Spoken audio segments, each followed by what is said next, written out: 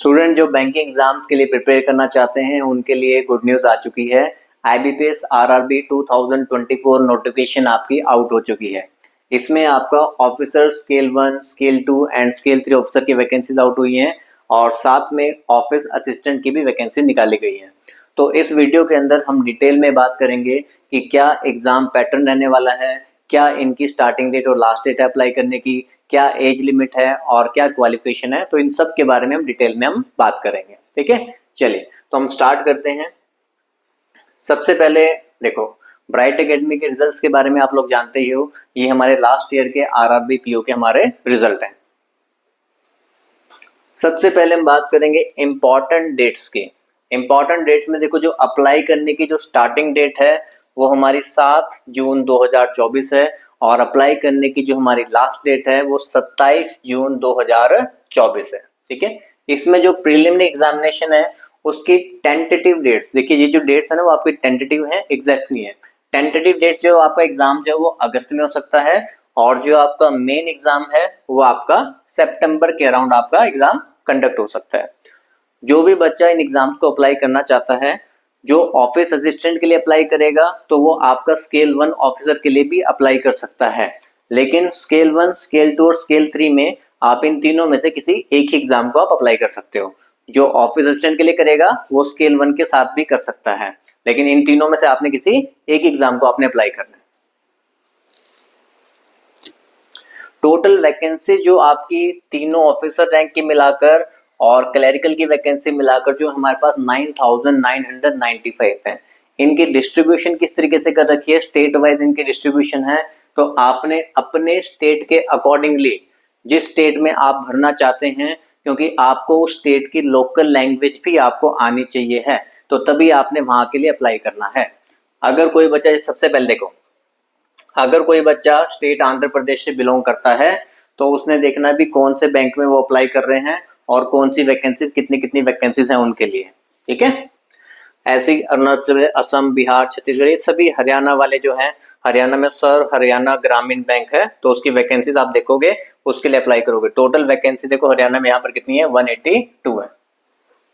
तो अपने स्टेट के अकॉर्डिंगली आपने देख लेना है कौन से स्टेट में आप फिल करना चाहते हो, उस स्टेट की लोकल लैंग्वेज आपको पता होनी चाहिए, उसके बाद ही आपने फिल करना है। तो ये ऑफिस असिस्टेंट के लिए हो गया। ऐसे ही आपका वैकेंसीज ऑफिसर स्केल 1 के लिए हो गई और ये भी फर्दर आपका स्केल 1 के लिए हो गया। इसकी जो डिटेल एडवर्टीजमेंट है वो आप अपनी आईबीपीएस की जो साइट है वहां पर आप जाके चेक कर सकते हो, डिटेल नोटिफिकेशन में चेक कर सकते हो उसके अकॉर्डिंगली, नहीं तो यहाँ से भी आप स्क्रीनशॉट लेके चेक कर सकते हो। एज एज ऑन 1/6/2024, 1 जून 2024 को जो एज है ना वो आपकी ऑफिस असिस्टेंट की बिटवीन 18 to 28 ईयर्स, 18 से 28 साल के बीच में होनी चाहिए।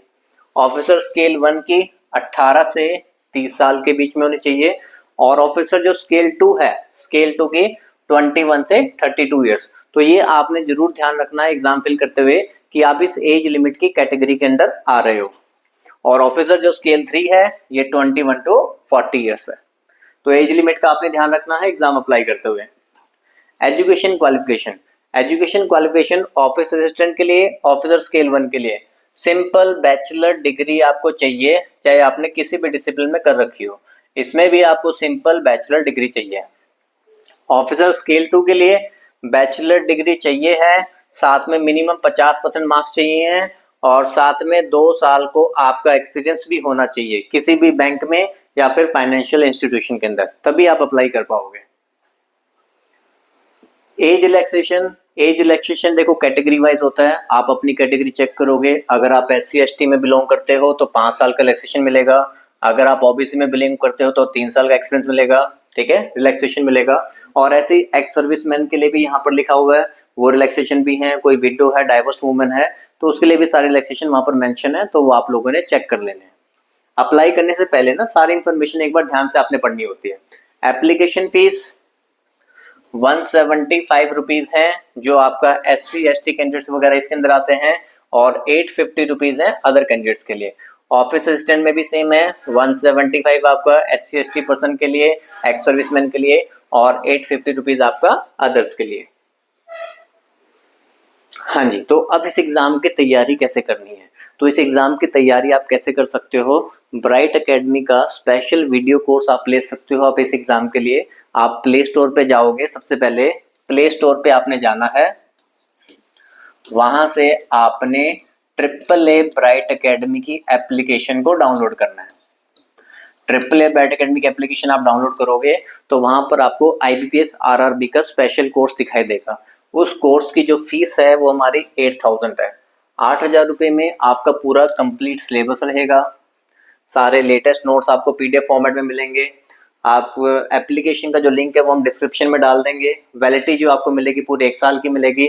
डेमो क्लासेस आप देखना चाहते हो तो एप्लीकेशन में आपको सबसे पहले डेमो क्लासेस मिलेंगे।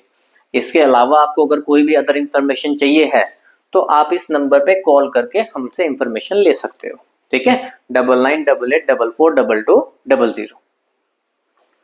एग्जाम पैटर्न की अब हम बात करते हैं। एग्जाम पैटर्न आपको 2 फेज में होने वाला है, प्री एंड मेन। प्री में क्या आएगा आपके पास, रीजनिंग और न्यूमेरिकल एबिलिटी। ऑफिस असिस्टेंट में भी सेम है, स्केल 1 में भी आपका सेम है, reasoning and quantity aptitude. Quant और न्यूमेरिकल एबिलिटी सेम थिंग है, ठीक है। 40 क्वेश्चंस आपके आने हैं और टाइम जो आपको मिलना है वो कितना मिलना है, 45 मिनट्स।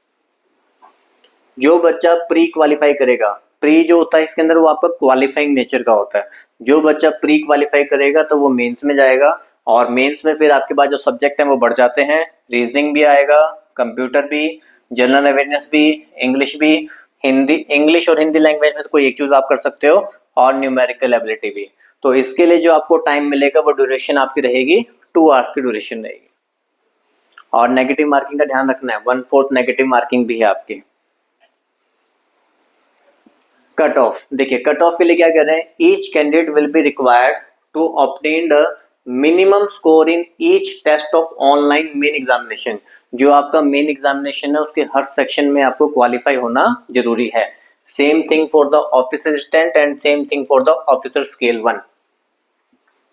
यहां पर भी वही चीज आपको देखो दोबारा से बता रखी है कि marks obtained only in the online main examination will be considered for final merit listing।